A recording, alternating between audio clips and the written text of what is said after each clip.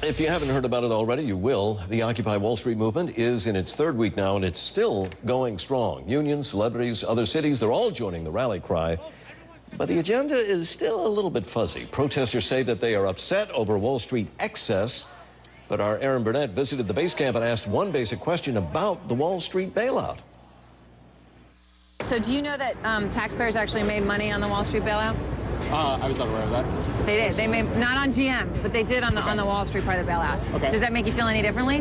Well, I would have to do more research about it, but... if I were right, it might. Oh, sure. By the way, the bailout has made about $10 billion for the American taxpayer. That's so far. Hip-hop star Russell Simmons is just one of the celebrities who has stopped by in support of the demonstration. And he is joining us now live on the phone from Miami. And Russell, we just heard from one man who obviously doesn't represent the movement as a whole. But in your experience, do demonstrators really grasp what it is they're fighting about? These are some of the most sophisticated demonstrators I've ever, and I'm an activist. I've been to many marches. They know exactly what they're upset about. They're upset that corporations and special interests run this country. And so if you ask about the bailout, I heard, I'm listening in, and I heard the bailout question. It's just the wrong thing to do. So the idea that these guys have so much influence over the lives of the people, and the people have less influence than they should have, that's what's the underlying reason that they're at Wall Street. People say they don't know what they want. They want the power back to the people. Very simple.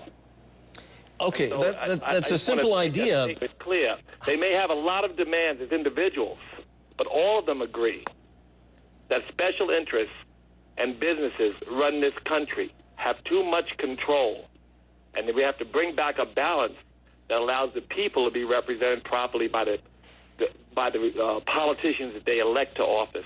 Well, do they offer a way to make this change come about? Anybody, John McCain, Joseph Lieberman, anybody can write legislation to limit this money in Washington. The money controls this country. The reason I have a tax break. It's the reason my corporation has a tax break. This is pretty simple, and it's going to get big. And I'm just saying it, I think everybody, it seems the media is a little bit disingenuous when they say they don't understand why these people are upset. Many people in the media are. Some are just not smart. It seems pretty simple. What they want is the power to the people and not to the corporations. The corporations have too much power, and the special interests have too much power, and the 1% have too much power. What they would like is for the people to be represented.